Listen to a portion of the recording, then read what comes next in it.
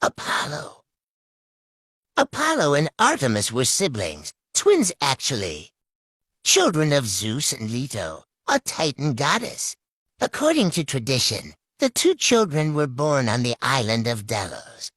Apollo is one of the most important and complex Greek gods. He is the god of light, music and poetry, healing and prophecy. He was the one that established the great oracle of Delphi, which was considered the center of the ancient world. He was the teacher of the 9 muses, and when they sang, he accompanied them with his famous lyre. Artemis. Artemis, Apollo's twin sister, was the goddess of hunting, wild animals, and the wilderness. She spent her time in the woods, accompanied by the nymphs, hunting with her bow and arrows.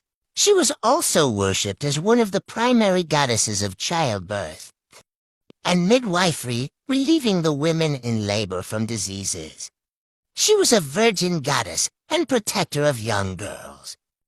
She was sometimes associated with the goddess of the moon, Aphrodite.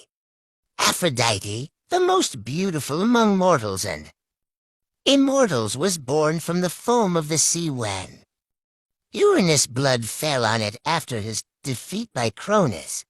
This fact makes her the eldest among the Olympian gods. Her name literally means risen from the foam. Aphrodite was worshipped as the goddess of beauty and passion. She could inspire love in the hearts of men. Most myths generally present Aphrodite as a vengeful woman. Aphrodite was worshipped in all parts of Greece, and many priestesses were serving her. According to Greek mythology, she married the god of fire and blacksmiths, Hephaestus, but she was in love with the god of war, Ares, with whom she bared many children, among which the winged god of love, Eros. Ares, the god of war, was the son of the Greek gods Zeus and Hera. He was handsome and strong, young and well-armed. He was always followed by 2 of his faithful sons and followers, the gods Deimos and Phobos. He loved war and battles, so he was hated by people, and his worship was limited. Only in Sparta he was particularly worshipped and had a statue dedicated to him. Oz was tried, according to tradition, for his many war crimes. In one of Athens' hills, the Areopagus Hill, which later became the seat of the criminal court of ancient Athens. Hephaestus. Hephaestus was the god of fire and blacksmiths. He was born ugly, and that is why his mother, the goddess Hera, unable to nourish him, threw him out of Olympus. Since then he has been limping. Hephaestus fell into the sea.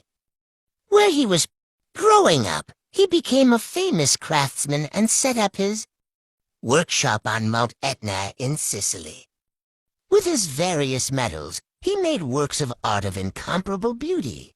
He once made a golden throne, sent it to his mother Hera. As soon as Hera sat down, invisible chains bound her without anyone being able to untie her. They tried to persuade Hephaestus, but they only succeeded after they got him drunk first.